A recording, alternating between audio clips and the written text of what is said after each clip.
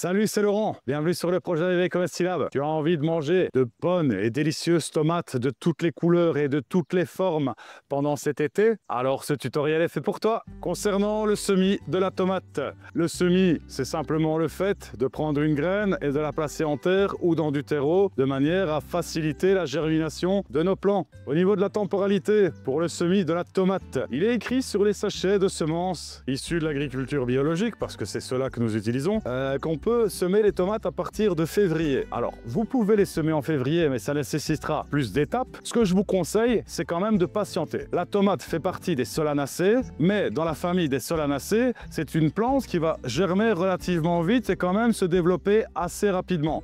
Je vous invite à faire vos semis de tomates plutôt mi-mars, fin mars, début avril, de manière à arriver à la fin des gelées nocturnes à la mi-mai avec des plants qui sont déjà assez costauds mais qui auront reçu assez de lumière que pour pouvoir survivre à la mise en terre. Concernant la tomate, comme toujours, il y a différentes manières de les semer. Il y a même vraiment énormément de techniques. Je vous renvoie à la vidéo que nous avions réalisée sur les différentes techniques de semis. Cette vidéo se trouve sur la chaîne YouTube, n'hésitez pas à la regarder.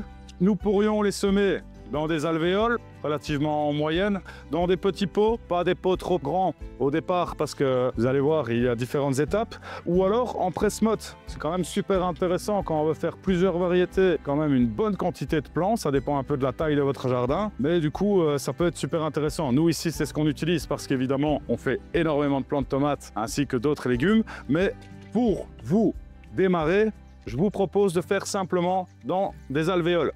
Donc encore une fois, de taille moyenne. Concernant le matériel dont vous avez besoin, il vous faudra du terreau universel ou du terreau de semis. Comme toujours, le terreau universel souvent fait quand même très bien l'affaire. Il vous faudra du coup des plaques à alvéoles et évidemment tout un tas de graines issues de l'agriculture biologique de tomates. Sachez que rien qu'en Belgique, nous avons plusieurs semenciers bio. C'est une petite parenthèse. Nous avons des centaines de variétés de tomates qui ont toutes les couleurs, toutes les formes et à peu près tous les goûts à disposition chez nous. Et pour terminer, comme toujours, il nous faudra de l'eau. L'eau, c'est la vie. Au niveau pratique, vous prenez votre bac à alvéoles, le terreau bien émietté. Comme toujours, vous retirez les petites brindilles, les écorces qui peuvent y rester. Vous les miettez dans vos alvéoles. Une fois que c'est fait, vous tassez, mais pas trop, et vous remplissez à ras-bord. Vous avez 24 alvéoles. Allez-vous mettre 24 plants de la même variété dans votre jardin? Donc, n'hésitez pas à séparer vos semis de manière à mettre des plants en fonction de la place que vous avez. Ça ne sert à rien de mettre une vingtaine de plants de tomates si vous avez un tout petit jardin. La graine de tomate est une petite graine d'environ 1 mm, peut-être 2 mm selon les variétés. Donc la profondeur du semis dépend toujours de la taille de la graine. Nous allons les enfoncer à environ 1 ou 2 mm, donc les recouvrir légèrement de terreau. Ça permettra à la graine de pouvoir traverser le terreau, germer facilement sans épuiser son capital de force vitale. Ici, nous avons réalisé 3 variétés. Vous voyez, les plants se sont quand même rapidement développés. Il ne sert à rien de semer ces tomates trop tôt en février, comme on le disait dans la première partie de la vidéo. Alors, vous voyez que les cotylédons commencent à jaunir parce que les petites alvéoles de 4 cm sur 4 cm commencent à être relativement petites pour le système racinaire et le terreau a épuisé ses nutriments.